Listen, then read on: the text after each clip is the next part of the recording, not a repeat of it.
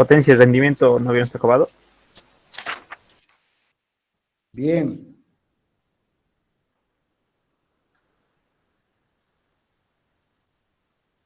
Bueno. Largamos, ¿no es cierto?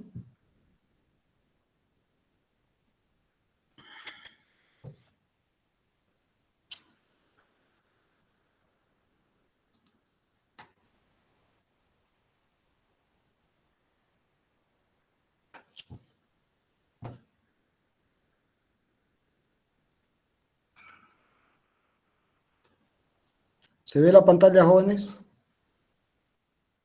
Ingeniero. La pizarra. Bueno. Bien, jóvenes, la clase pasada vimos el concepto de energía, cómo aparece en la historia de la humanidad el concepto de energía, que no es un tema menor, y se formuló el teorema trabajo-energía cinética. El teorema trabajo-energía cinética establece que una partícula que se mueve con respecto a un sistema inercial, un observador O, y el sistema está definido con la base vectorial I, J y K,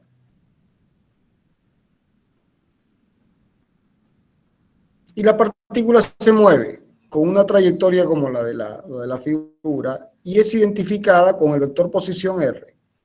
Entonces, el diferencial de R, es el desplazamiento que tiene la partícula, diferencial de R, ¿no?, producto de una resultante, F es la resultante de las fuerzas que actúan, permite definir el concepto de trabajo. Eso es lo que se vio la clase pasada. Y el trabajo realizado por la fuerza, para ir desde la posición A hasta la posición B, es la integral a lo largo de la curva, es una integral curvilínea, del producto escalar de F escalar diferencial de R. Y la clase pasada se demostró que este trabajo era igual al cambio en la energía cinética, siendo que la energía, ese cambio se puede expresar como un medio de la masa por la velocidad final al cuadrado menos un medio de la masa por la velocidad inicial al cuadrado. Bien, ese fue uno de los resultados fundamentales, el teorema trabajo-energía cinética que se vio en la clase pasada. Y se construyó este concepto a partir de las experiencias de Galileo, que definen el valor de G, punto 1, punto 2, que determinan que en el campo gravitacional terrestre, la fuerza de masa por unidad de masa, que es la aceleración de la gravedad, es una constante, es la misma para todas las masas que caen en el vacío, primera conclusión, pero para poder llegar ahí, Galileo define al menos 5 conceptos. Define el concepto de velocidad, el concepto de aceleración. En su mente aparece el concepto de derivada, el de integral, pero lo que es más importante, desde el punto de vista físico, aparece el concepto de energía y de conservación de la energía y el concepto de energía potencial y el concepto de energía cinética. Bien, hasta ahí llegamos a la clase pasada. También se determinó que la potencia, que es la habilidad de hacer trabajo de manera continua, trabajo por unidad de tiempo, también, si ustedes se sustituye la expresión del trabajo en esta expresión, se obtiene que esto es F escalar diferencial de R, que es el trabajo elemental, dividido diferencial de T. Pero este término es la velocidad, o sea que la potencia también puede expresarse como F escalar B. Es el producto escalar de la fuerza por la velocidad, como el producto escalar de dos vectores. Es un escalar, es decir, es una energía por unidad de tiempo en el caso de la potencia. Esto también se puede escribir como F por el coseno de tita por B, ¿no? Entonces, si la partícula se está moviendo con una velocidad v, que como ustedes saben es su módulo según la dirección tangente, ¿no? Y esta es la fuerza, y entre ambos vectores existe un ángulo θ, entonces la potencia será F coseno θ por B. En otras palabras, es la componente tangencial de la fuerza que hace trabajo por unidad de tiempo, por la velocidad. Bien, ¿se entendió, jóvenes? Sí, ingeniero. Bien, entonces ahora, a partir de esta expresión, que como también ustedes deben recordar, fue formulada por Leibniz a partir de las experiencias de Galileo e integrando la ecuación de cantidad de movimiento, Leibniz llega a la expresión de que el trabajo, el teorema de trabajo de energía cinética, que el trabajo realizado por la resultante es igual al cambio en la energía cinética. Bien, ahora, resulta que en el universo existen dos tipos de fuerzas. Vamos a considerar esto aplicando un razonamiento muy simple de teoría de conjuntos. Este es el conjunto de las fuerzas del universo. Bien, de todas las fuerzas del universo. Es el conjunto de las fuerzas del universo. De fuerzas del universo. Y ese conjunto lo vamos a dividir en dos. El de las fuerzas conservativas, F sub C, y fuerzas no conservativas. Básicamente son dos. Entonces, todas las fuerzas del conjunto de fuerzas del universo se dividen en dos. Las fuerzas conservativas y las fuerzas no conservativas. Bien, entonces, ¿qué condición se tiene que cumplir para que una fuerza sea conservativa? Es muy simple. Se dice que una fuerza, o sea, se define una fuerza conservativa como aquella que puede expresarse como menos el gradiente de una función denominada función potencial. Cuando se cumple esta condición, se dice que la fuerza es conservativa. ¿Se entiende la definición de fuerza conservativa?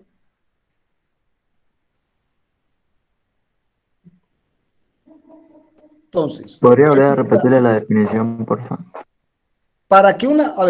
¿entendiste bien que el conjunto de fuerzas del universo lo podemos dividir en dos? Fuerzas conservativas y fuerzas no conservativas. ¿Eso se entendió? Ajá. ¿Sí? Sí. Bueno, entonces, ¿qué condición se tiene que cumplir para que la fuerza sea conservativa?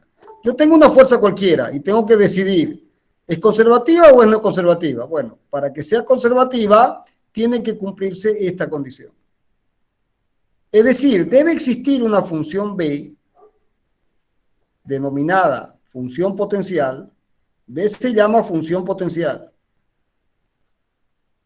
Debe existir una función potencial tal que su gradiente cambiado de signo me dé el campo, me dé la fuerza. Bien, y esta será una fuerza conservativa.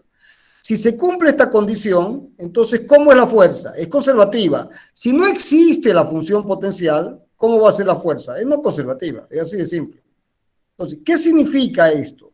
Bueno, como ustedes recuerdan, Nabla, este es el operador Nabla de Hamilton. Operador, como ustedes vieron en teoría de campos, y si no lo vieron, ahora lo recuerdan y lo aprenden. Operador Nabla de Hamilton. ¿Por qué lo define Hamilton? Hamilton, después van a ver si, cuando veamos el último capítulo, introducción a la mecánica analítica, hay un principio fundamental, que es el principio de Hamilton. O sea, Hamilton junto con Lagrange son los que sientan las bases para la mecánica analítica. Bueno, entonces el operador Nabla de Hamilton se define como la variación respecto de X, es un operador matemático. La variación respecto de X, según Y, más la variación respecto de Y, según J, más la variación respecto de Z, según K. Ese es el operador Nabla. Bien. Entonces, si uno tiene una función cualquiera, una función escalar, que es la función potencial, que esta función potencial es una función escalar.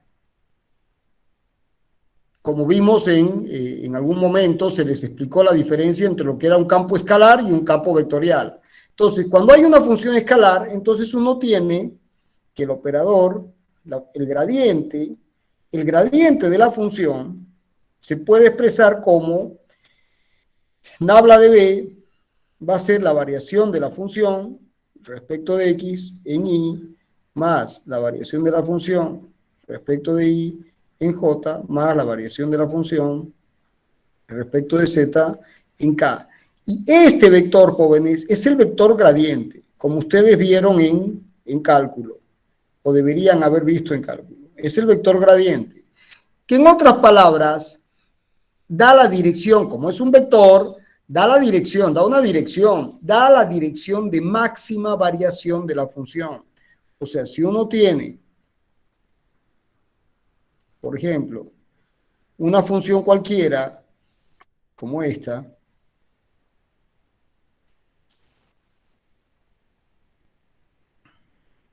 entonces,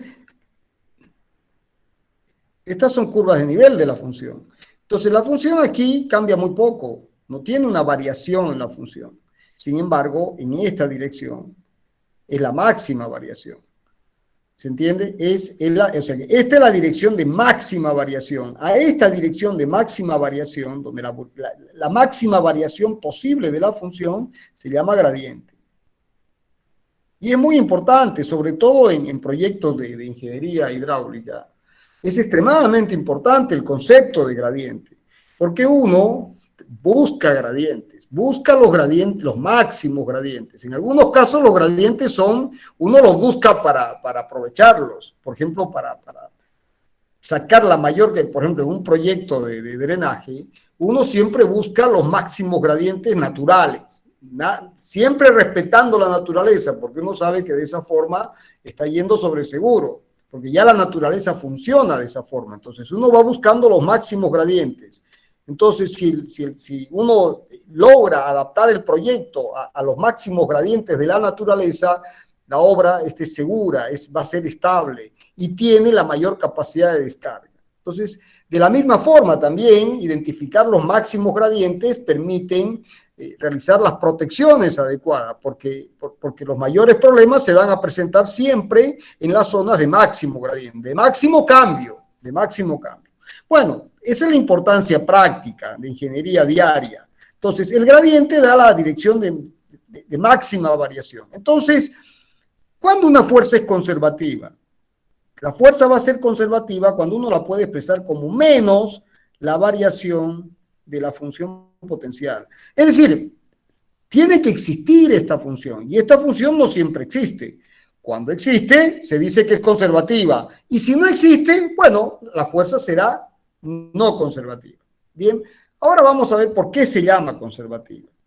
Entonces, de esta forma, si ahora se desarrolla esta igualdad, la fuerza será la componente en X, según Y, más la componente en Y, según J, más la componente en Z, según K, tiene que ser igual a menos el gradiente, es decir, menos la variación de B respecto de X en Y,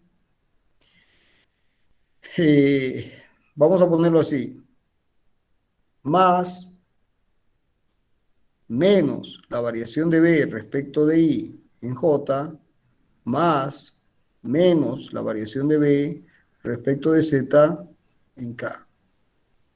Bien, o sea que f de x va a ser igual a ¿quién? F de x tiene que ser igual a menos dB de x. F de y va a ser igual a ¿quién? F de y va a ser igual a menos dB de y. Y f de z va a ser igual a ¿quién? A menos dB de z. O sea, por ejemplo, si uno quiere escribir la fuerza en coordenadas intrínsecas, entonces uno dirá que la fuerza, la componente tangencial de la fuerza será menos dB a ds. La variación según la dirección tangente. La componente normal será menos la variación según la dirección normal. Y si existiera una componente binormal, la componente binormal será menos la variación de B según la dirección binormal. Entonces, se expresa la componente de la fuerza como menos la variación de la función potencial en función de esa dirección. Entonces, esta función, por ejemplo, en coordenadas cartesianas, será una función de X, de Y y de Z. En coordenadas intrínsecas será una función de S, de N y de B. ¿Se entiende, jóvenes?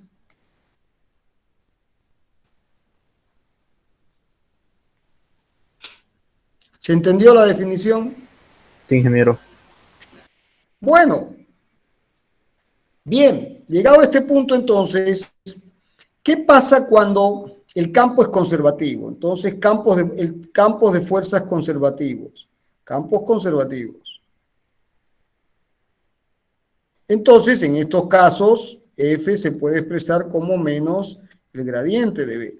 ¿Y cuánto vale el trabajo realizado por un campo conservativo?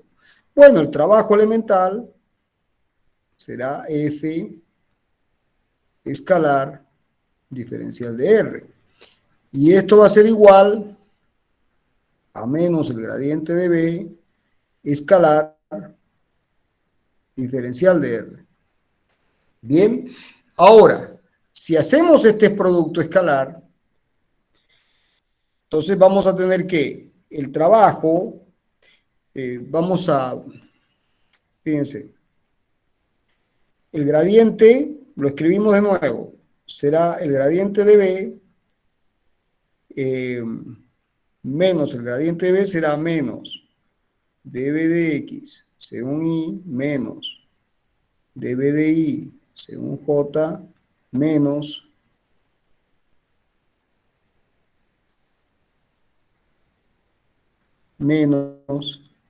dB de Z según K. Y el diferencial de R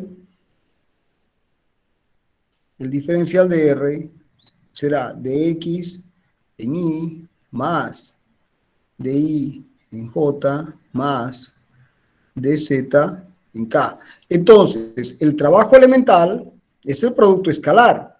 Será menos factor común de dB de X más dB de Y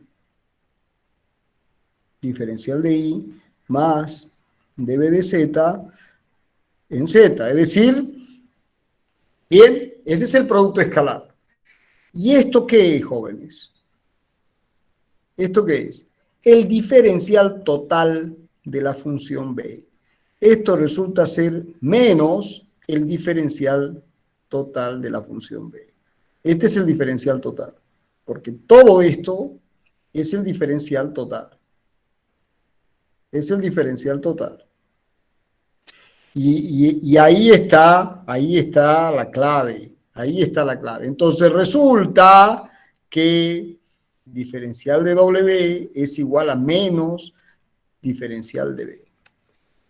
O sea, el trabajo es igual a menos, el trabajo es igual a menos el cambio de la función potencial. O también uno puede escribir que diferencial de B más diferencial de la variación de la función potencial es igual a 0. ¿Y cómo la derivada o la suma de diferenciales es el diferencial de la suma? Entonces se obtiene que D más B es igual a 0. ¿Estamos de acuerdo? ¿O no estamos de acuerdo? Bien, entonces de aquí uno obtiene que en este caso W más B es una constante, porque si el diferencial es 0, esta suma es una constante. Es una constante. Es una grandiosa conclusión. Pero, por el teorema trabajo-energía cinética, nosotros sabemos que W es igual a ¿quién? Al diferencial de energía cinética. Entonces también podemos escribir aquí que esto es diferencial de energía cinética más diferencial de energía de función potencial igual a 0. O sea, también se puede escribir que esto es, o sea, que la suma de la energía cinética más la energía potencial es una constante. Es una constante. Y a la suma de la energía cinética más la energía potencial, se le da el nombre de energía mecánica. Se le da el nombre de energía mecánica. O sea que la energía mecánica en un sistema conservativo, porque la hipótesis fue de que las fuerzas son conservativas, entonces la energía mecánica en un sistema conservativo se mantiene constante. ¿Qué significa eso, jóvenes? Perdón. ¿Qué significa eso? Eso significa, si tenemos que la energía cinética más la energía potencial es una constante, entonces eso significa que la energía cinética en 1 más la energía potencial en una posición 1 va a ser igual a la energía cinética en una posición 2 más la función potencial en 2. O sea que si uno tiene una partícula que está en la posición 1 y el sistema es conservativo y la partícula viene a una posición 2, entonces uno tiene que la energía, hagamos este análisis, fíjense, aquí uno tendrá la energía cinética en 1, ¿cuánto vale? Vale 0. En este caso, para este ejemplo, la energía cinética en 1 vale, está quieta, y B1 tendrá un valor, porque hay una energía potencial. Bien, y en 2, la energía potencial 2 es 0, porque está definida con respecto a este sistema de referencia. Entonces, es igual a la energía cinética en 2.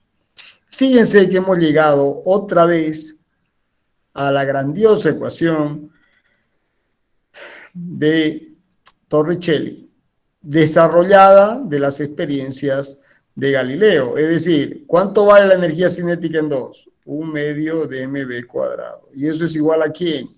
Otra vez es igual a la energía potencial en 1, pero la energía potencial en 1 era mgh1. Ya vamos a ver de dónde sale esto. Esto es h1. Bien. Bueno, entonces, lo que tiene que quedar claro es que en un sistema conservativo, la suma de la energía cinética más la energía potencial es una constante. Es una constante. ¿Se entendió? Sí, ingeniero. Bueno, ejemplos de campos de fuerzas conservativos. A ver, ¿cuáles conocen ustedes?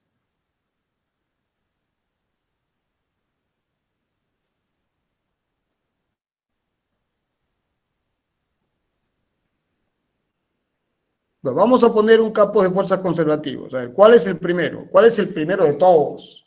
El campo gravitacional terrestre. ¿De acuerdo? Es decir, la fuerza que actúa sobre una partícula en el campo gravitacional terrestre, ¿cuánto vale? Si tenemos una masita y aquí actúa una fuerza mg. ¿Y cuánto vale esa fuerza? Si esto es y esto es x, y esta es la base vectorial que define este espacio, entonces mg va a ser 0, va a ser 0 en i menos mg en j. Esa es la fuerza, ese es el campo. Ese es el campo. ¿De acuerdo? Muy bien, entonces, este campo es conservativo, claro que lo es, porque fíjense, si uno adopta como función potencial mgi, si uno adopta como función potencial mgi, entonces, ¿qué es lo que uno tiene? La variación de b de la función potencial en x, ¿cuánto vale? 0. Y la variación de la función potencial en y, ¿cuánto vale? mg. Derivo esto respecto de x y respecto de y. ¿Y cuál es la condición para que el campo sea conservativo? Que esto se puede escribir como menos el gradiente de b. Entonces, ¿el campo cuál es? Escribámoslo aquí. El campo es 0 en I menos mg en j. Y esto es igual a esta condición. Bueno, en x se cumple. Es 0 en I y menos mg en j. Fíjense que esto cumple y esto cumple. Verifica. O sea que en el campo gravitacional terrestre, ¿cuánto vale la función potencial? mgi o también mg por h. Acabamos de encontrar la condición de la función potencial para el campo gravitacional. ¿Se entendió? ¿Se entiende o no se entiende? Sí, ingeniero, se entendió. Bueno, otro ejemplo. ¿Qué otro campo, qué otra función potencial conocen? Una función extremadamente importante en teoría de estructuras. ¿Cuál es? La función potencial elástica. Si uno tiene toda la teoría de las estructuras en régimen elástico, está fundamentada en la ley de Hughes. Y la ley de Hughes establece, ya vamos a ver eso con más detalle en vibraciones mecánicas, pero en ese caso hay una función potencial.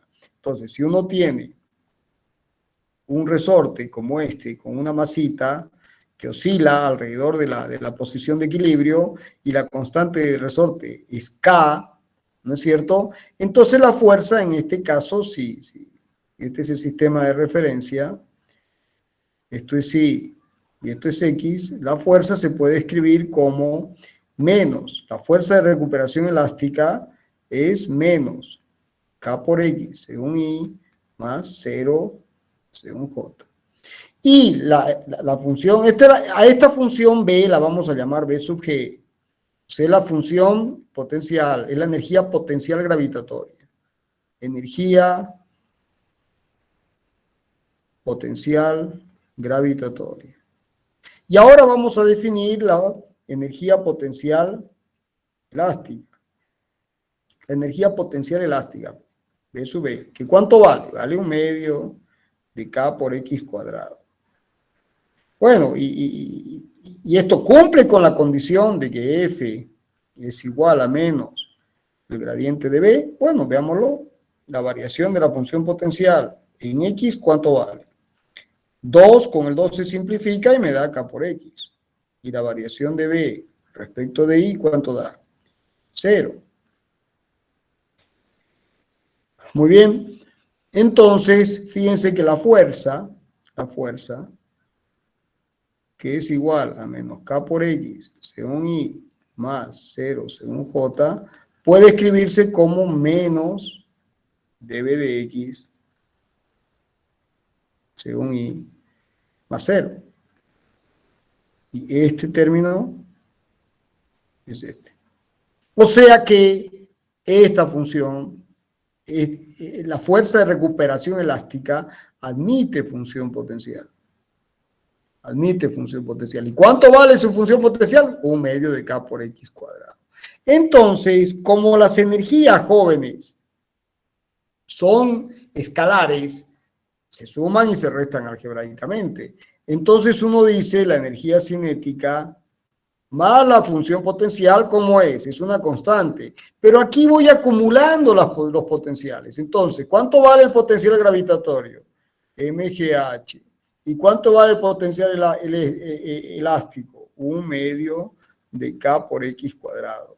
Entonces, bueno, vamos sumando. Ahora, ¿qué me queda? 1/2 de mb cuadrado más mg por h más 1/2 de K por X cuadrado. ¿Cómo tiene que ser? Constante. Se conserva. Se conserva, jóvenes. Por eso se dice que los campos son conservativos, porque esta suma, ¿qué pasa con ella? Se conserva. ¿Se entiende? Entonces, ahora se entiende lo que hacían, ¿se acuerdan cuando hacían en física? Le decían, tengo una bolita que cae y después viene, ¿y cuánto se va a comprimir el resorte? ¿Se acuerdan de esos problemas? Ah, Y si baja sí, la bolita y choca y se comprime el resorte. ¿Se acuerdan? Y ustedes iban y decían, esto es un medio de mb cuadrado más mgh más un medio de k por x. ¿Se sabe? Ahora, ¿se entendió de dónde sale esto? ¿Se entendió?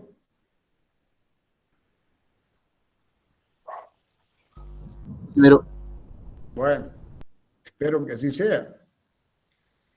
Bueno, entonces, ah, ¿qué pasa si aparece otro campo conservativo? Bueno, se suma y es una constante. Entonces, se dice que es conservativo porque la suma de las energías se mantiene constante.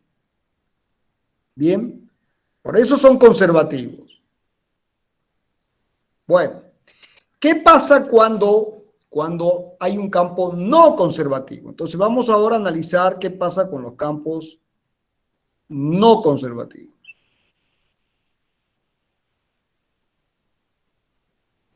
Bueno, en los campos no conservativos, jóvenes, no hay función potencial. Entonces, ¿qué teorema se aplica?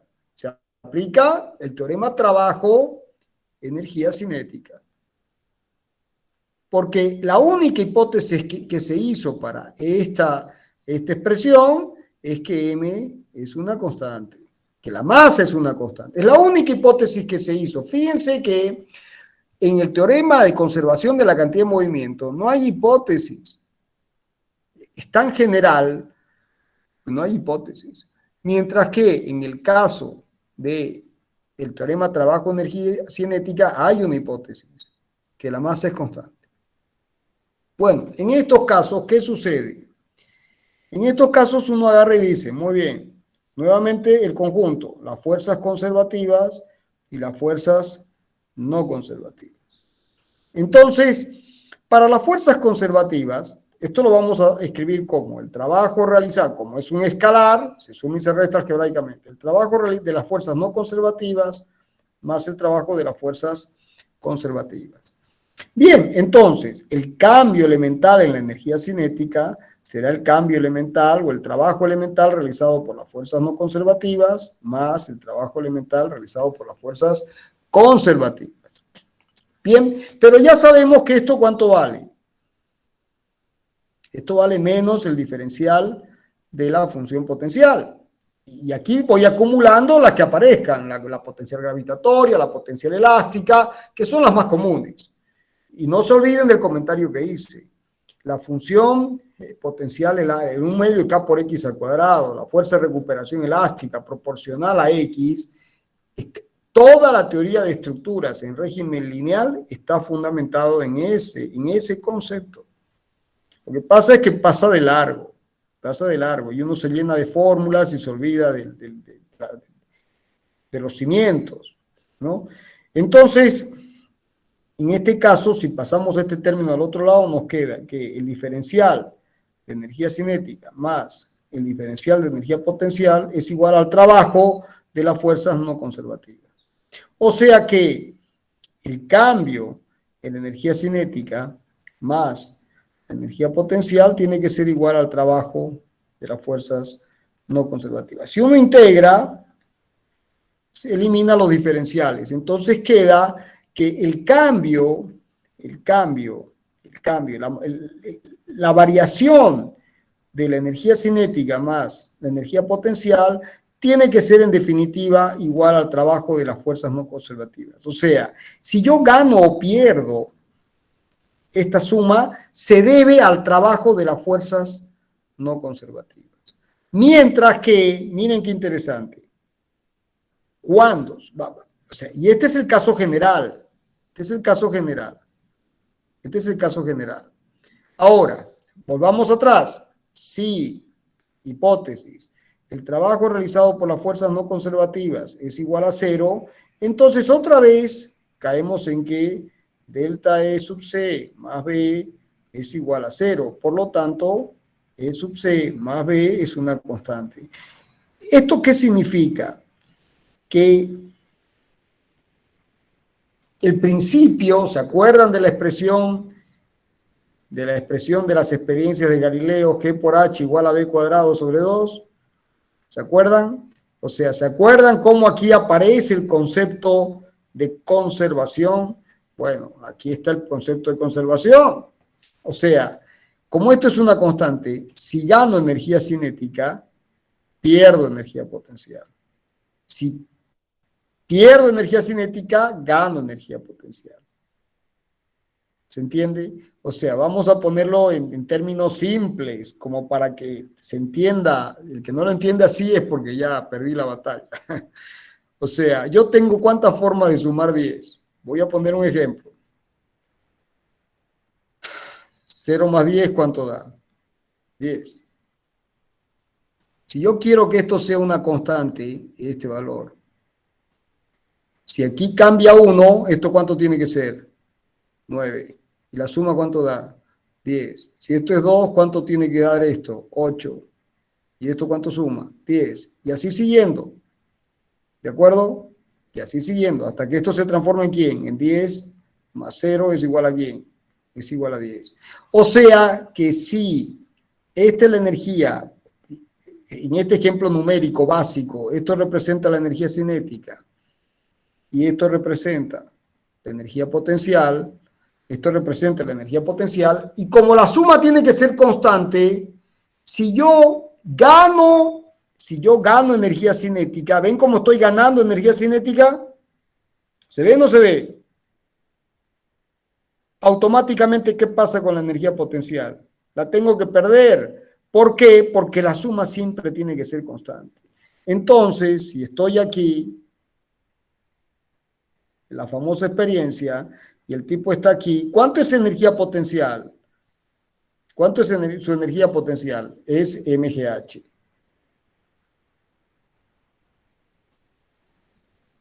Es MGH. Entonces, ¿y cuánto es su energía cinética? Es 0. Todo es energía potencial, energía cinética 0. Y cuando llega al piso, ¿cuánto vale la energía potencial? 0. ¿Y en qué se transformó esa energía potencial? Se transformó en energía cinética.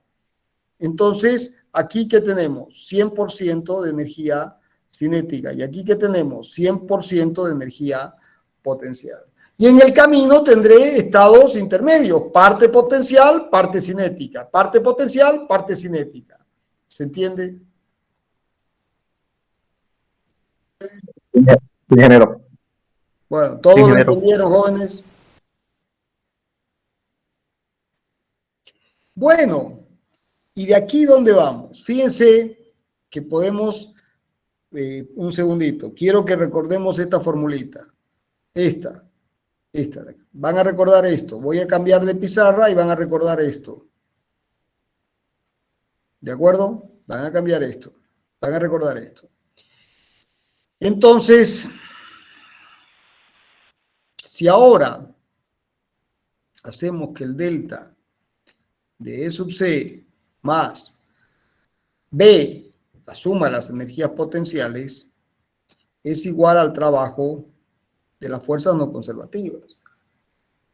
¿De acuerdo? Entonces, yo aquí podría tener sumas de energías potenciales, una sumatoria de energías potenciales. Entonces tengo que el cambio de las energías cinéticas más la sumatoria de las energías potenciales, bueno, menos el trabajo realizado por las fuerzas no conservativas, aquí podría tener una suma de trabajo realizado por las fuerzas no conservativas. Es igual a 0. ¿De acuerdo? Es igual a 0. Entonces, jóvenes, esto nos lleva a que uno puede postular lo siguiente. Si uno considera el trabajo realizado por las fuerzas no conservativas como una energía negativa, o sea, porque pasa al otro lado, entonces uno puede escribir esto como que la variación, y esto es una suma, y esto es otra suma, entonces la variación de la suma de todas las energías posibles del universo, ¿cómo va a ser? 0.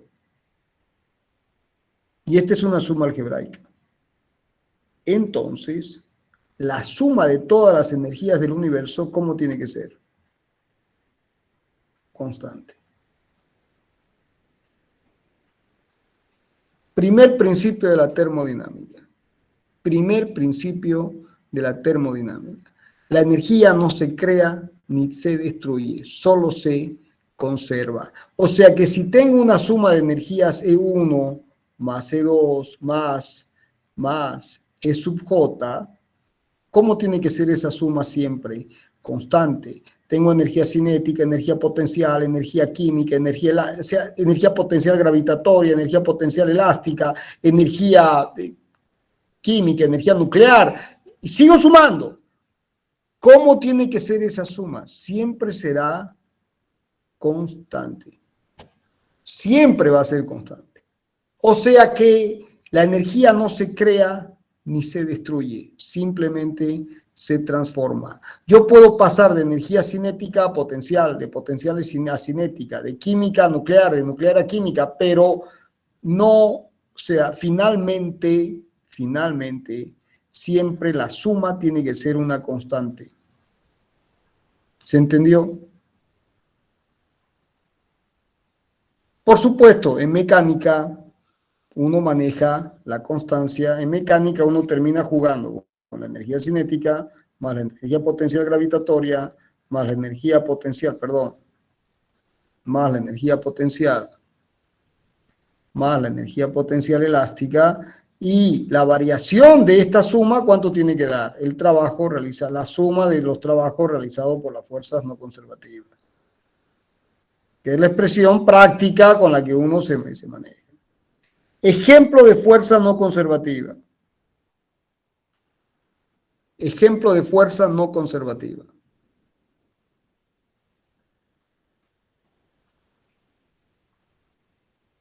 La fuerza de roce. La fuerza de roce. La fuerza de roce es no conservativa. ¿Y eso de dónde viene? Bueno, fíjense en lo siguiente. Si yo tengo una fuerza, antes de eso tengo una fuerza conservativa, ¿no? Entonces, el trabajo realizado por esta fuerza puede expresarse como menos la variación de la función potencial. Bien, y esto va a ser igual a F escalar diferencial de R. Eso significa que el trabajo o la función, esto lo puedo escribir como la función potencial, aquí, es igual a menos, este menos lo paso a este lado, la integral de F escalar diferencial de R. Bueno, a ver, voy para atrás un poquito porque aquí vamos a suponer que con una fuerza conservativa yo quiero ir de la posición A a la posición B. Bien, quiero ir de la posición A a la posición B. Entonces, el trabajo que tengo que realizar para ir de A a B es menos el cambio en la función, en los valores de la función potencial. O sea, es menos el valor de la función potencial en B menos el valor de la posición en A. Final menos inicial. Ahora, quiero volver. Entonces hago el trabajo para ir de B hasta A, será igual a menos, otra vez, o sea, menos la final que es A, menos la inicial que es B. Entonces, el trabajo para ir de A hasta A, o sea, el trabajo a lo largo de una trayectoria cerrada, ¿qué es esto? ¿Cuánto vale? El trabajo para ir de A a B más el de B hasta A, o sea, es menos B sub B más B sub A, y sumo menos B sub A más B sub B. ¿Cuánto dio esto? 0. O sea que cuando el campo es conservativo, el trabajo a lo largo de una trayectoria cerrada, que se escribe de esta forma, de esta integral, a lo largo de ¿cuánto vale? Vale 0. Vale 0. Entonces, eso es cuando es conservativo. Vale 0. Entonces, para que se entienda, un ejemplo práctico. Si yo subo, tengo MGH. Y cuando bajo, ¿qué tengo? Menos MGH. Entonces, ¿cuánto vale el balance neto? MGH menos MGH igual a 0. Pues el balance neto termina siendo 0. El balance neto termina siendo 0. ¿No? Y fíjense, cuando subo, ¿cómo es el trabajo cuando subo? Es muy simple, fíjense. Cuando subo, cuando estoy subiendo, este es el diferencial de R. Y esto es MG. Entonces, como este ángulo es θ igual a pi, el coseno de pi es igual a menos 1.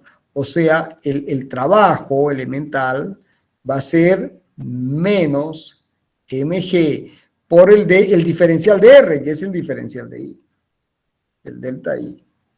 Cuando subo es negativo. Claro, porque estoy haciendo un trabajo contra la fuerza de gravedad. Tengo que vencer la fuerza de gravedad. Mientras que cuando bajo, tengo mg y aquí tengo el delta I. ¿Cuánto vale θ? Vale 0. El coseno de θ, ¿cuánto vale? Vale 1. Entonces, en este caso, esto vale mg por delta I. Más positivo. ¿Quién hace el trabajo? La gravedad hace el trabajo. O sea que cuando uno baja, y estos son los peldaños de la escalera, y uno está bajando, ¿quién hace el trabajo? La gravedad. La gravedad. Entonces, como es la componente vertical, porque es el producto escalar, entonces uno baja. La gravedad está haciendo el trabajo, entonces no hay que hacer ningún esfuerzo. Es la fuerza de gravedad la que trabaja. Ah, pero si uno tiene que subir, uno tiene que hacer un trabajo contra la fuerza de gravedad. ¿Se entiende?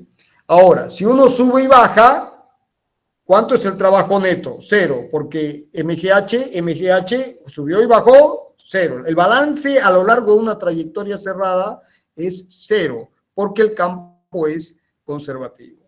¿Se entendió?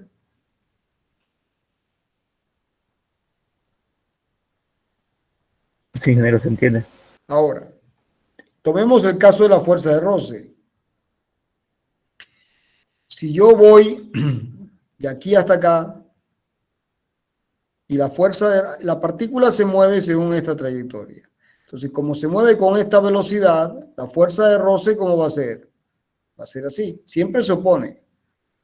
Entonces, si este elemento de arco es de S, el trabajo para ir de A a B, va a ser menos, porque fíjense, el ángulo es θ igual a pi. Entonces, menos la fuerza de roce por el elemento de arco, porque voy sumando. Y cuando vuelvo, hago este camino, entonces esta es la velocidad, o el diferencial de R. ¿Y cómo la fuerza de roce se vuelve a oponer? ¿Y cómo es el ángulo?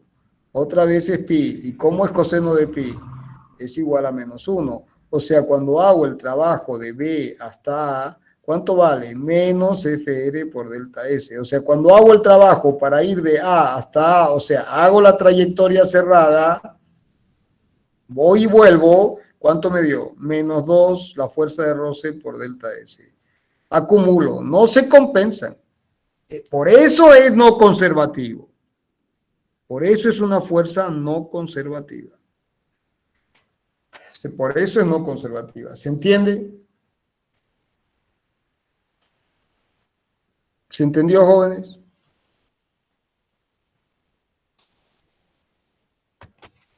¿Están ahí Sí, o ingeniero. estoy hablando solo? Sí, ingeniero, se entiende. Eso de las clases virtuales, amigos. Bueno, con esto hemos terminado conservación de la energía. Mi pregunta es si he logrado transmitir la idea. ¿Alguna pregunta sobre esto?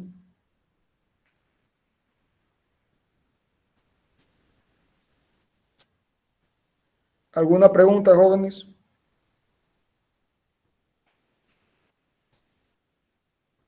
Bueno, cambiamos de tema. Perdón, cambiamos de tema. Conservación del momento angular.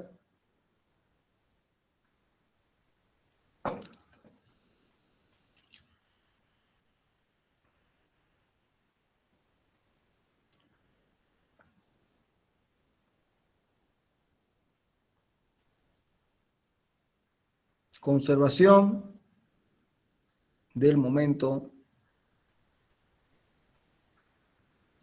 angular. Bueno, la cátedra le da el nombre de momento angular y lo denomina como HO.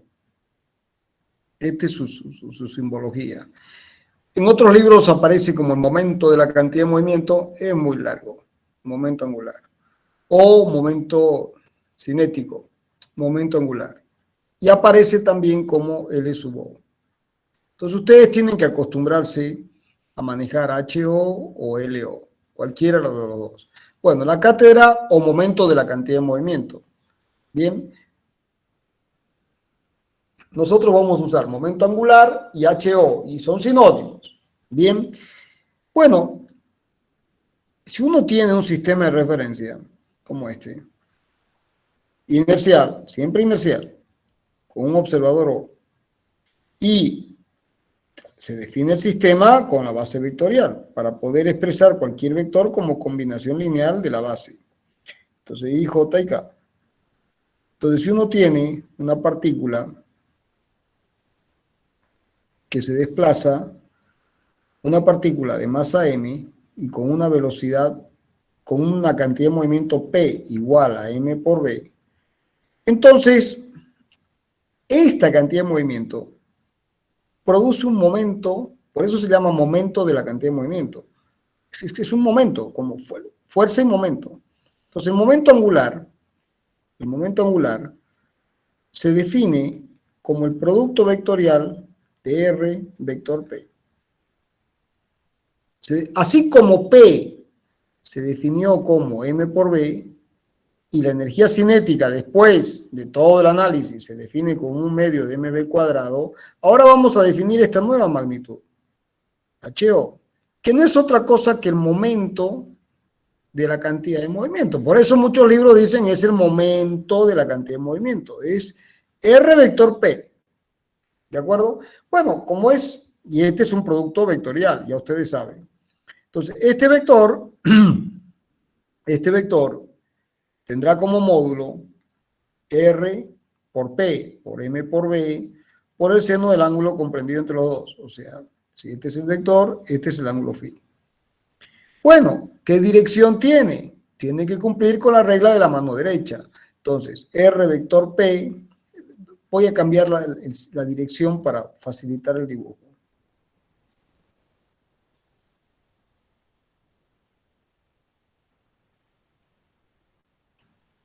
Y esto es phi. Perdón, esto es phi.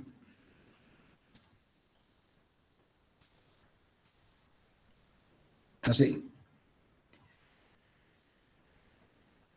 Entonces, fíjense que si hacemos ahora, se aplica la regla de la mano derecha, R vector P me da un vector HO, que está ubicado en este punto. Porque cuando uno dice HO, uno está tomando momentos con respecto a este punto, al punto O. Entonces, R vector P, si ustedes aplican la regla de la mano derecha, R vector P me da un vector que tiene dirección perpendicular al plano formado por R y P. Eso es un poquito inclinado, sería. Un poquito inclinado. Perpendicular a este plano, al plano formado por R y P. Y con dirección, esa es su dirección, perpendicular al plano. Entonces, dirección de HO es perpendicular al plano formado por R y P. Bueno, y el sentido, la regla de la mano derecha. El sentido de HO es regla de la mano derecha. Regla de la mano derecha. Que es en este caso como tienen aquí. ¿Se entendió la definición de momento angular? ¿Entendieron la definición, jóvenes? Sí, ingeniero, se entendió. Bueno, entonces, si entendieron esto, Está resuelto esto, está todo listo. Entonces, HO, Ingeniero, una pregunta. diga, ¿El ángulo no sería el del otro lado? es el ángulo entre el vector R y P. O sea, si este es el vector R, este es el ángulo. Estaba bien al principio. ¿Estamos de acuerdo? ¿Está claro, Sí, joven? sí, gracias. Bien. Al principio lo puse bien, no sé por qué lo cambié. Bueno, entonces, si este es el momento angular, entonces R es un vector que se puede escribir como X en Y más Y en J más Z en K. Y P, que es la cantidad de movimiento, se escribirá como M por X punto según Y más M por Y punto según J más M por Z punto según K. Por supuesto, esta definición, claro, está bien, así. Bueno, entonces ahora hacemos el producto vectorial. Entonces esto será H y esto será I, J, K. Entonces R, X y Z. Y aquí se tiene M por X punto, M por Y punto y M por Z punto. ¿Y esto es igual a cuánto? Entonces esto da un vector que lo podemos escribir de esta forma. La componente en X, eliminamos fila, calculamos el determinante con la regla de menos 1 la I más J por el subdeterminante, ¿no? En este caso, eliminamos fila y columna y nos queda I por MZ punto menos Z por MI punto en la componente en I. Esto será en I. Luego, eliminamos fila y columna, ¿no es cierto? Entonces nos queda X, como es menos 1 la I más J, va el signo. Entonces me queda Z por M por X punto menos X MZ punto. Esto será según J. Y por último, fila y columna. Entonces nos queda X por MI punto menos M por X, I por MX punto, que es la componente según K. Entonces, estas son las tres componentes del momento angular, en coordenadas rectangulares, en coordenadas rectangulares. Bien, ahora, en muchos casos prácticos, el movimiento es bidimensional. En muchos casos prácticos, el movimiento es bidimensional. ¿Eso qué significa? Que uno tiene un punto O y tiene una partícula que se mueve. Entonces, este será el vector R. Entonces, la partícula se mueve con una cantidad de movimiento P. Entonces, R vector P, R vector P me da un vector perpendicular que siempre lo ponemos en el punto HO. Fíjense que si esto es Z, esto es X y esto es X y esto es Y, si quieren, o X y no importa, HO está según Z. Claro, porque R se escribe como X en Y, más Y en J, más 0 en K.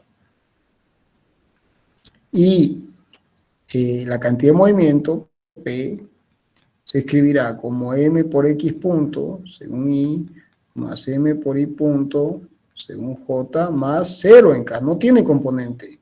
Entonces, si uno hace ahora el momento angular, calcula el momento angular, el producto vectorial de R, vector P, ¿qué es lo que uno tiene? Fíjense que acá, la componente en Z, esto es 0. Y Z punto es 0. Z es 0 y Z punto es 0. Entonces, en este caso, HO se puede expresar como 0, 0 y solamente hay componente en Z, X, Y menos Y por MX punto. O sea, solamente aparece la componente en Z. Por supuesto, perpendicular al plano formado por RP. O sea, si este es el vector R y este es el vector P, este es el plano, ¿no? Entonces el vector momento angular es perpendicular al plano. En este caso particular, HO solo tiene componentes según Z. ¿Se entendió?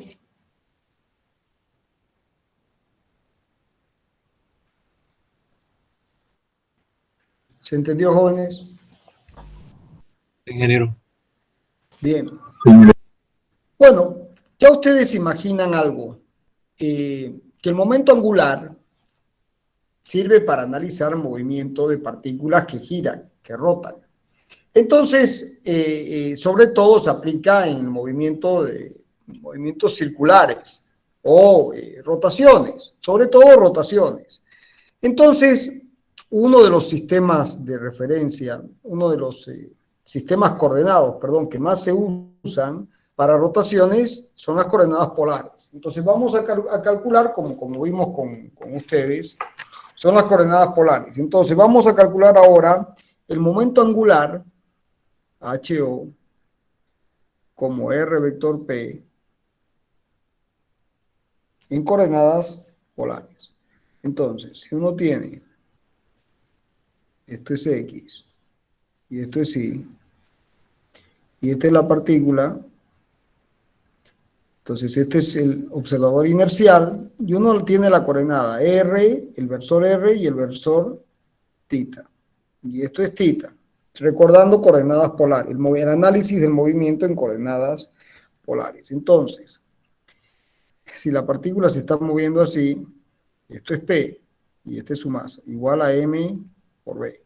Entonces, R, el vector posición R, se escribe como su radiovector según R más 0 según θ. Bien. Bueno, también la velocidad se escribirá como B sub R, la componente radial según R, más la componente transversal según θ, ¿no? Entonces, B sub θ es igual a R θ punto. Esto es R θ punto. ¿De acuerdo? Y esencialmente es eso. R θ punto. ¿No? Y la componente... Un momento, por favor. Vamos bien.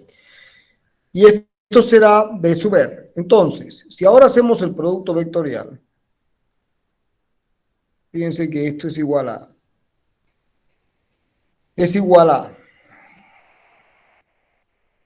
R versor, θ versor, y para hacer el producto vectorial hay que aumentar K, como si fueran coordenadas cilíndricas, ¿no?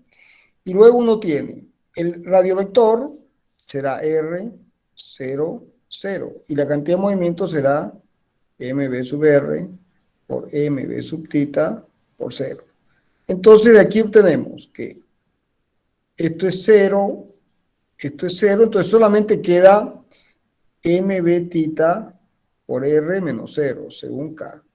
O sea que fíjense que en coordenadas polares la expresión del momento angular es extremadamente simple, ¿no? Por eso se usa, o sea, en coordenadas polares, H sub O va a ser igual a M por R por B sub θ. ¿Según qué dirección? Según la dirección K. Ahora, hay que recordar que B sub θ es R θ punto, o sea que esto se puede expresar como M R cuadrado θ punto según K. ¿Se entendió? ¿Se entendió hasta ahí o no se entendió? ¿Sí? Bueno, jóvenes, ahora vamos a definir una magnitud muy interesante. Aquí me falta un versor. Bueno, se define el momento angular por unidad de masa. como HO minúscula. Es el momento angular por unidad de masa. ¿Y cuánto vale? Vale, si uno pasa dividiendo la masa, vale R cuadrado tita punto según K. Bien, básicamente es ese su valor, ¿no? Entonces es lo que se llama el momento angular por unidad de masa. Su módulo, HO, vale R cuadrado tita punto. O sea que cada vez que vean esta expresión, R cuadrado tita punto, ¿qué es lo que están viendo? Momento angular por unidad de masa. O sea, como tita punto es omega, omega R cuadrado, ¿qué es? Momento angular por unidad de masa. O sea, no se tiene que perder de vista que omega R cuadrado es momento angular por unidad de masa. Bien, esto es muy importante, jóvenes, cuando nos volvamos a encontrar en máquinas hidráulicas. Porque una máquina hidráulica es una máquina que rota alrededor de un eje fijo. Ya veremos con mucho más detalle lo que es la rotación de cuerpos rígidos alrededor de ejes fijos. Y bueno, y tiene un momento angular. Y un momento angular clave, por ejemplo, una turbina eólica, una turbina hidráulica, una bomba, todas tienen momento angular, ¿no? Y cuando uno ve en las expresiones omega R cuadrado, por favor, no es omega R cuadrado. Lo que está detrás de esta expresión es el momento angular por unidad de masa. Y el momento angular es una de las magnitudes fundamentales de la física. Entonces, aquí no hay omega. ¿Qué es esto? Omega R cuadrado. No es omega R cuadrado. Omega R cuadrado es la expresión algebraica, si quieren. Son los símbolos. El concepto físico es momento angular por unidad de masa. El concepto físico es momento angular por unidad de masa. ¿Se entendió? Bien. Sí, general. Entonces, si ahora volvemos a la expresión inicial, HO igual a R, vector P, aquí aparece algo extremadamente interesante. Vamos a derivar esta expresión.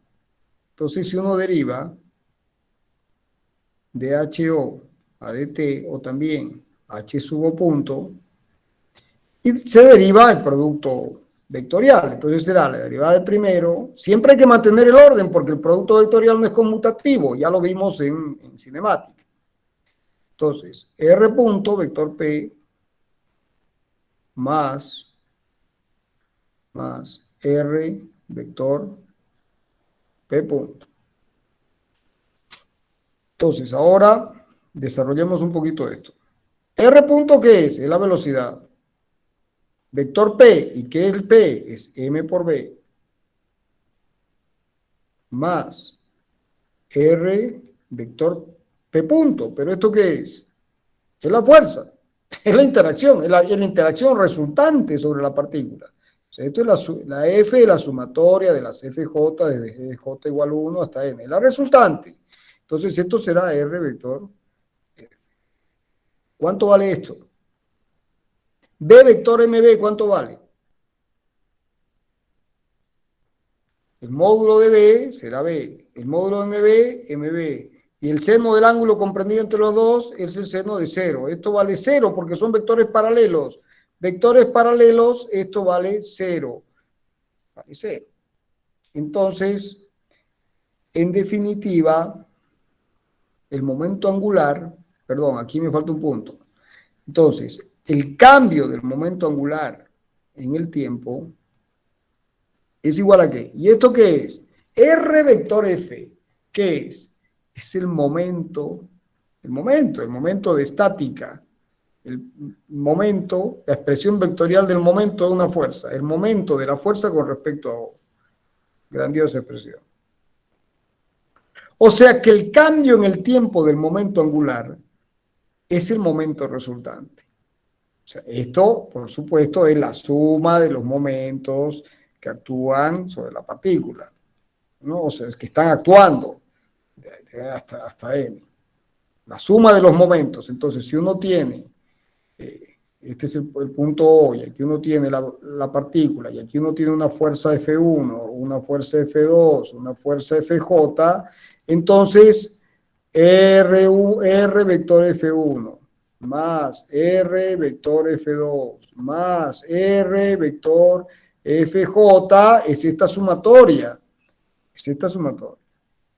Entonces el momento resultante resulta ser el cambio en el momento angular.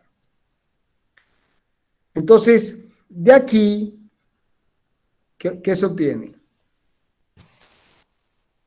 De aquí, ¿qué se obtiene? Nuevamente, si la partícula está aislada, hipótesis, bueno, en este caso ya van a ver de que hay casos en los que la partícula no está aislada y igual funciona. Entonces, vamos a hacer la hipótesis así, no vamos a decir está aislada.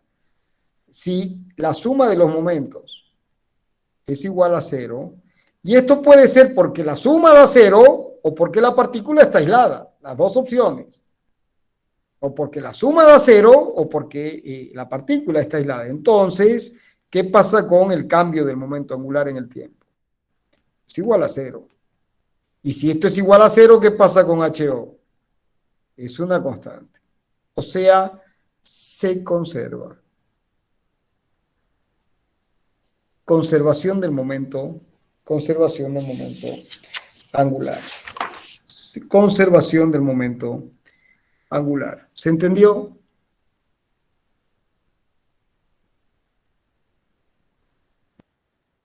Entonces ahora vamos a ver el teorema de conservación del impulso angular. Teorema de conservación del impulso angular.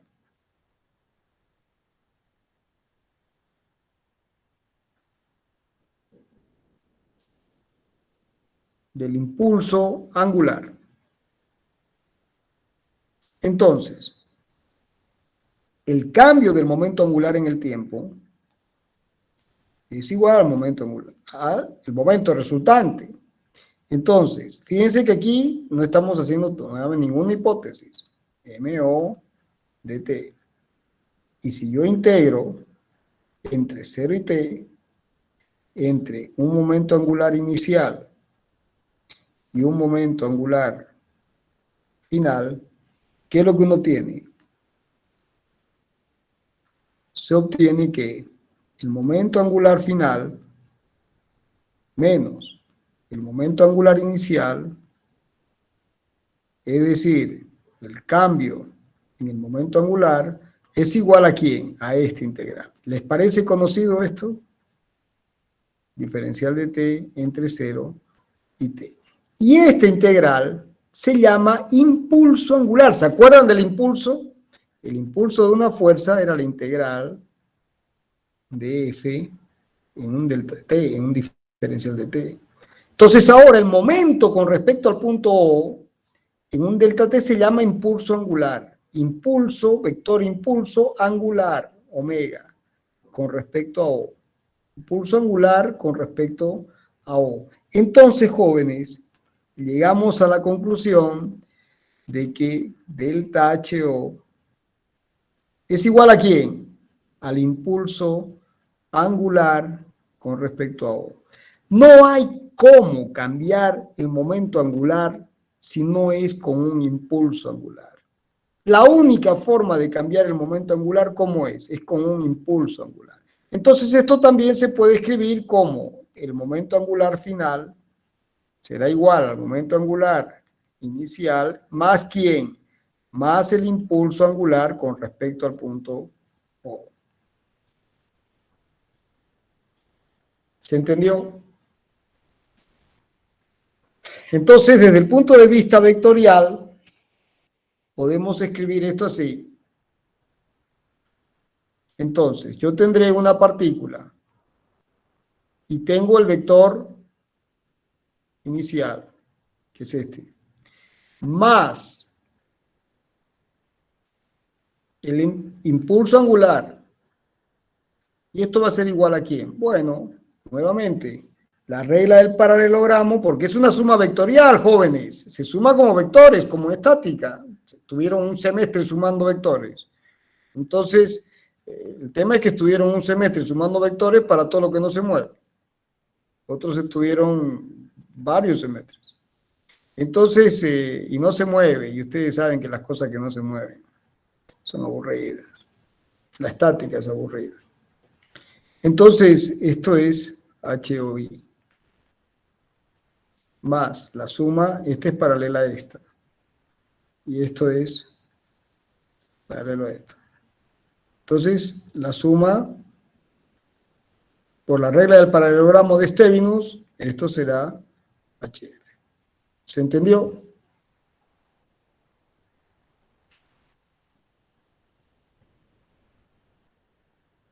¿Sí o no? Sí, Sí, ingeniero. Bueno, jóvenes. Entonces, ahora hacemos el resumen del resumen. ¿Qué dice la conservación de la cantidad de movimiento? ¿Qué dice el teorema trabajo-energía cinética? ¿Y qué dice la conservación del momento angular?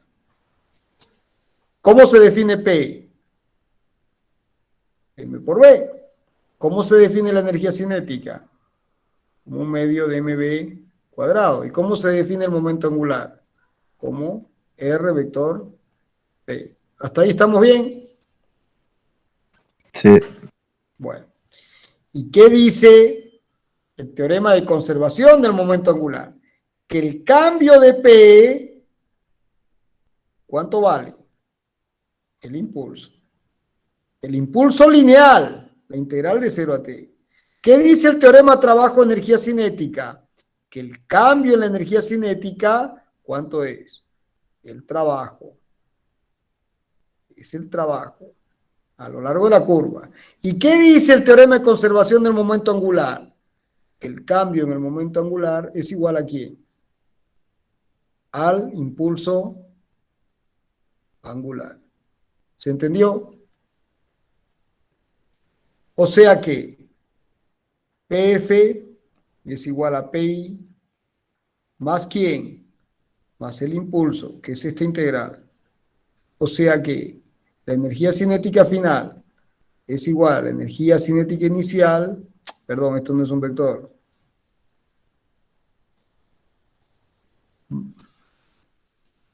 Más el trabajo. ¿Y esta integral quién es? El trabajo. Perdón, estoy peleado con esta expresión.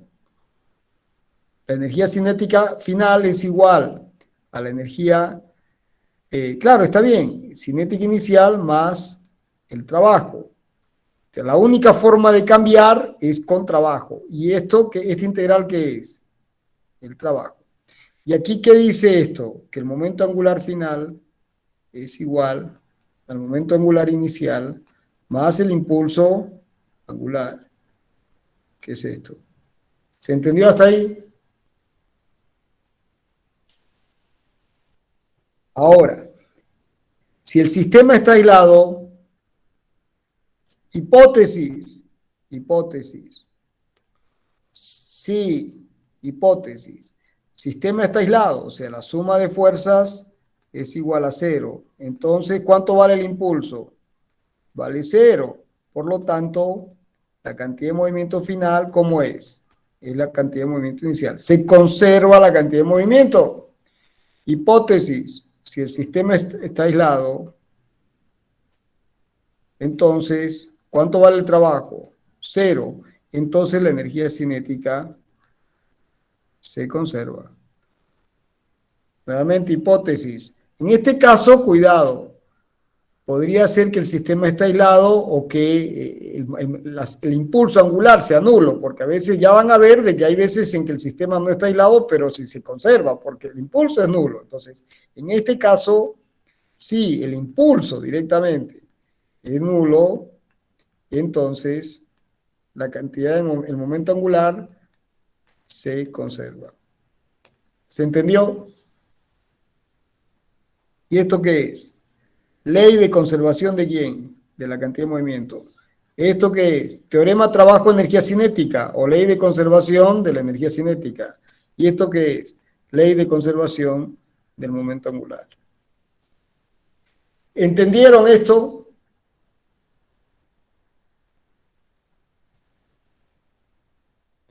Sí, ingeniero. ¿Realmente lo entendieron, jóvenes?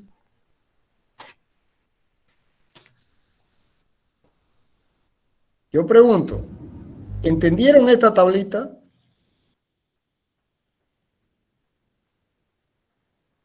¿Entendieron esta tablita?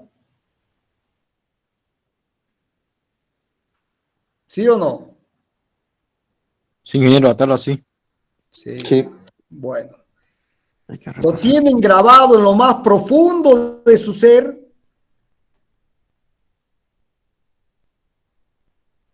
Pregunto. Todavía, ingeniero. Bueno, Toca practicar. ya. ¿Se van a llevar esto hasta su cajón cuando se mueran? Sí. Entonces el que respondió sí tiene espíritu de ingeniero. Esta es toda la ingeniería, esta es toda la mecánica. Si ustedes entendieron esto, lo único que hay que hacer es aprender a aplicar esto. Solo es esto. Esto no es como las ciencias descriptivas, que son un libro. Usted sabe tal cosa, joven, y resulta que hay que leerse un libro que pesa 3 kilos. No. Aquí hay que entender esto. 3 leyes de conservación. Conservación de la cantidad de movimiento, teorema trabajo, energía cinética y conservación del momento angular. Si uno logra meterse en la cabeza esto y logra trabajar continuamente y en el diario vivir, aplicar estos principios correctamente, aquí terminó todo. Lo que viene son aplicaciones reiteradas, sistemáticas, repetitivas de estas 3 leyes de conservación. Ley de conservación de la cantidad de movimiento, ley de conservación de la energía cinética y ley de conservación del momento angular. ¿Se entendió? Sí, ingeniero. Sí, ingeniero. Bueno, jóvenes, con esto creo que estamos. La clase que viene vamos a aplicar las leyes de conservación de la cantidad de movimiento, de la energía y del momento angular a la gravitación y la mecánica espacial. Y tienen el apunte, ¿no es cierto? Sí, ingeniero, tenemos el apunte. Sí, ingeniero. Listo. Nos vemos el martes. ¿Estamos de acuerdo? Sí, ingeniero. ¿Alguna Ingeniero. pregunta Ingeniero. sobre esto? Miren que hoy hemos terminado, hoy hemos dado el grueso. A ver, si yo he logrado transmitir esto, lo que viene son aplicaciones repetitivas de esto. Así que cuidado con el entendimiento de estas 3 leyes fundamentales. ¿Para qué sacar foto? Está en el apunte. No está así la tabla, pero es el resumen del resumen. ¿Listo, joven? Ingeniero, en la de momento angular, cuando pone que no es aislado, es porque podría haber fuerzas que pasen por el punto O. Exactamente. Ya, gracias. Ya va a ver, joven, justamente ese su análisis es muy bueno, usted es muy perspicaz. O sea, si la fuerza pasa por el punto O, el momento es 0 y por lo tanto el impulso angular es 0 y se conserva el momento angular. Y el sistema no está aislado. De hecho, toda la mecánica espacial y la gravitación pasan por ese lado. La fuerza de atracción pasa por el punto O y se conserva el momento angular. ¿Está? Ya vamos a ver con detalle ese tema. Pero esencialmente es eso. El sistema podría estar, podrían existir fuerzas, no estar aislado, pero el momento es nulo. Entonces, si el momento es nulo, se conserva el momento angular. No hay que cambie el momento angular, aunque existan fuerzas. ¿Se entiende? Sí, ingeniero. Bueno, Ingeniero, nos una vemos consulta el sobre el martes. práctico. ¿Cómo, perdón?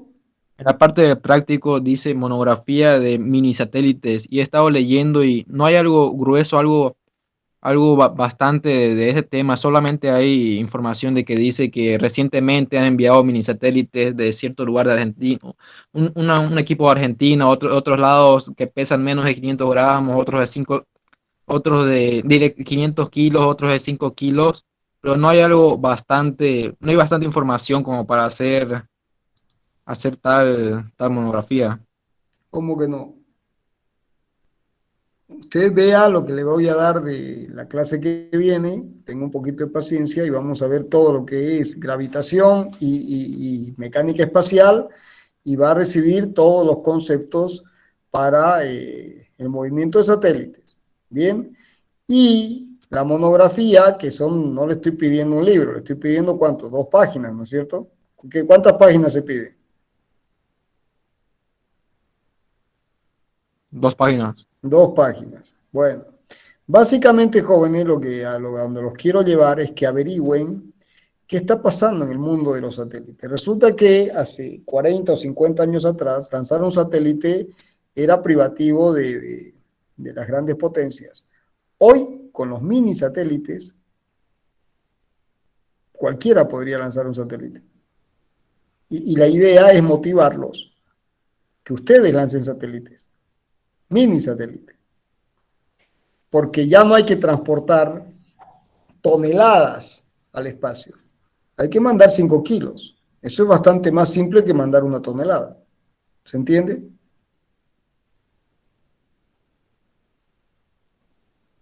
¿Entendí el planteamiento, joven? O sea, la tecnología de mini satélites, estamos hablando, usted lo mencionó con claridad, estamos hablando de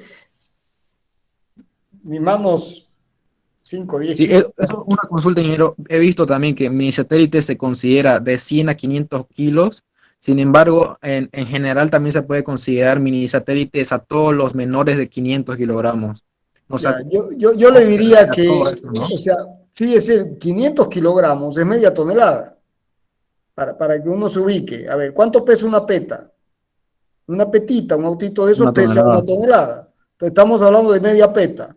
Ya, yo les diría que no se concentren tanto en ello. Yo les diría que se concentren en los de 10 kilos, 20 kilos. Sí, porque he visto que incluso en Argentina están mandando como 33 satélites, si no me equivoco, van a mandar con eso de SpaceX que pesan aproximadamente 500 gramos o 5 kilos, creo que eran. Así es. Y tiene implicancias económicas. Tiene implicancias económicas. Le voy a poner un ejemplo. El transbordador, antes se mandaba el transbordador espacial, hasta que ahora están mandando solamente carga con los cohetes Soyuz. Entonces, ustedes tienen los cohetes, bueno, y de otros también, pero los más confiables y los que todavía están ahí son los Soyuz. Entonces, uno tiene la bodega de carga. Entonces le mandan provisiones a la Estación Espacial Internacional, por ejemplo. Y de golpe nunca es posible llenar toda la carga. Entonces hay algo de carga sobrante, algo de espacio sobrante. Es como tener un container o la bodega de un camión al que le sobra un espacio. ¿De acuerdo? Entonces usted averigua y dice, yo quiero mandar 5 satélites en ese espacio que le sobra. ¿Sabe cuánto bajó el costo? Porque prácticamente es el mínimo, es para completar la carga. Y una vez que están allá arriba y la estación está orbitando, simplemente hay que eyectarlos y se los eyecta. Entonces los costos vienen cayendo exponencialmente. Es E a la menos T. O sea, T es el tiempo. El costo va cayendo con E a la menos T. O sea, se están bajando los costos de una manera increíble. Entonces, ya vamos a ver con mucho más detalle todo el tema de la gravitación y su aplicación, porque uno dice, bueno, la gravitación, ¿no? La atracción de los planetas. No, hoy ya eso ha dejado de ser, o sea, es apasionante, es sumamente interesante, todo lo que ustedes quieran, pero desde el punto de vista práctico en la ingeniería, hoy, ¿qué hay detrás de los conceptos de gravitación? La mecánica espacial. Todos los principios de mecánica espacial, que son cómo están funcionando los satélites hoy. Y hoy es imposible pensar en que el mundo podría funcionar como funciona sin los satélites. O sea, somos usuarios de satélites a escala planetaria. Entonces, bueno, entre lo que se va a enseñar, que son todas las ecuaciones, la física, ¿no? La física y la matemática asociada a la mecánica espacial, que ese es el objetivo de la próxima clase, más lo que usted pueda averigüe, póngase, piense, mande un mini satélite Para eso está estudiando ingeniería mecánica. ¿Estamos? Le planteo un desafío. Resuma en 2 páginas qué tendría que hacer para que usted poner un minisatélite en órbita. No, que lo mandaron fulano, no, usted. ¿Qué tendría que hacer para usted poner un minisatélite en órbita? Ese es el desafío. Me responde la próxima clase. ¿Estamos?